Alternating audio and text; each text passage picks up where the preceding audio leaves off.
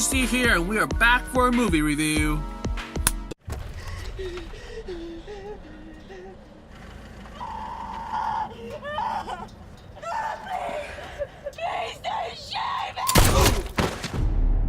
Close. This came out a few days ago, actually. January 18th on Netflix. This is a action thriller film directed by Vicky Jewson. She's done 2 films, one called Lady Godiva back in 2008 and one called Born of War in 2015, and now for Close 2019. So this movie stars Noomi Rapace and Indira Varma, and everyone else check down below. I don't really know them. Rapace's character is based on that of Jackie Davis, one of the world's real-life leading female bodyguards, whose clients have included J.K. Rowling, Nicole Kidman, and members of the British royal family. So yeah, I do wonder how much is based. The fact that she has a daughter, or her husband, lover died on the job, that type of stuff. Okay, seriously, what's this movie about? Well, basically, it's just a bodyguard.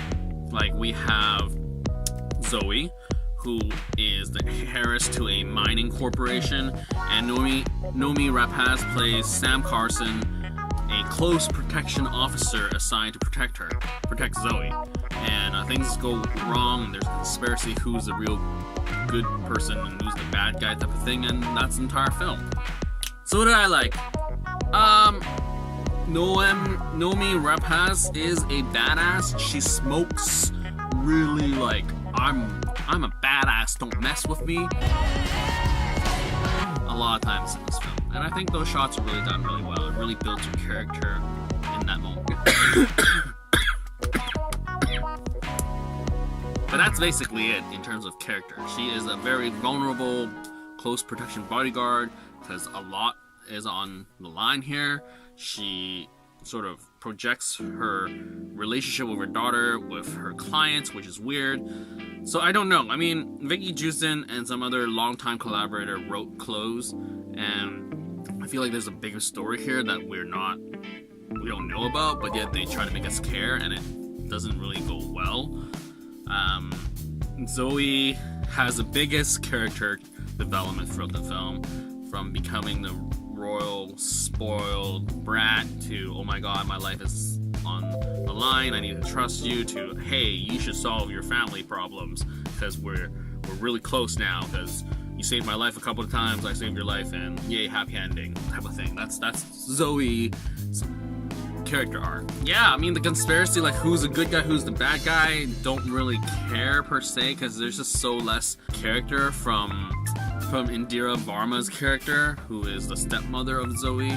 I mean, they try to keep her in the dark as like, is she really the bad guy, or does she love this stepdaughter? What's going on? There's a whole PR thing happening with the whole mining corporation buying a place, and there's another player involved, and then there's a twist, and then you just don't care, because really it's just Sam and Zoe. That's the story. And granted, I do like the fight choreo. There's some pretty sweet, like if you watch the trailer, there's one scene where she pretends to be dead and she shoots the guy, or there's a close quarter combat sequence where she's tied up and she fires a gun. That's pretty cool.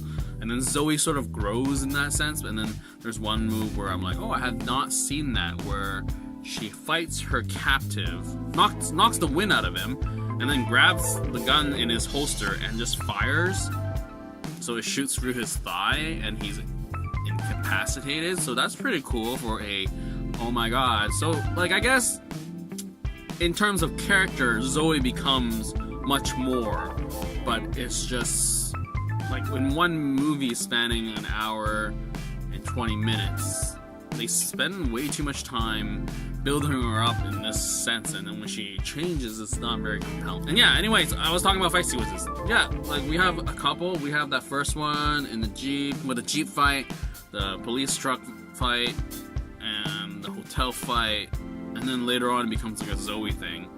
So it's like tactical, but like the way they market this feels like it's sort of like, hey, we can do a John Wick Atomic Blonde as well. But the end product is totally not John Wick Atomic Blonde. I mean, John Wick is just this cold, stone cold killer who's just like, I need to kill the people that killed my dog. Atomic Blonde has this whole conspiracy that she's trying to figure out who's... I don't even remember what that movie was about, but basically about something about government and trying to figure out who's the good and who's the bad. So that's sort of like that here, but it's just like, it's just one client, so they try to make it really like, oh, it's so conspiracy, but it's a simple job. So I sort of wish that there was just more tactical like craziness. I guess it's not as like robotic as John Wick, so it's much more organic. Sam gets injured a lot more, but not as much as Atomic Blonde. Atomic Blonde, I swear, she just gets knocked out, or like she gets really injured, but yet she's still like, let's go through this. Whereas here, Sam is injured, tired. I don't know, it's a hard sell for me because it's just like, we don't care about the relationship with what happened to her and her daughter, but yet they try to make you care because they tell you the aftermath. And then there's the dude and he's just in and out.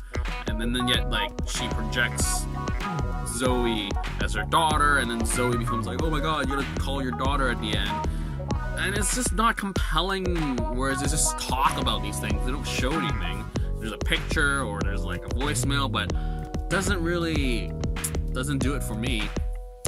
So yeah, overall it was a very short, I'm glad it was short. An hour 20 is good. I just feel like probably another like an hour 15 maybe. An hour 20 is pretty short already, but if I go down to an hour, it's like, yeah, I think they just had some, they had the pieces here, but the execution, yeah, not so much. We have this like other corporation who's so menacing and everything, but you don't really care about them because you're not invested in the mining corporation.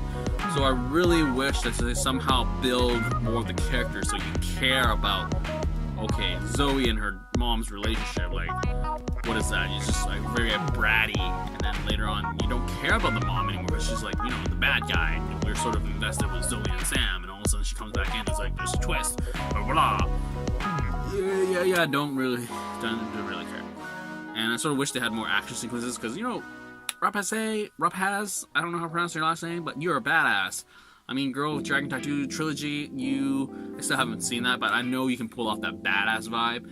And then Prometheus, and then you have the Seven Sisters, I think you pulled off that one. I still have to watch that one, but trailer-wise, you look like a badass.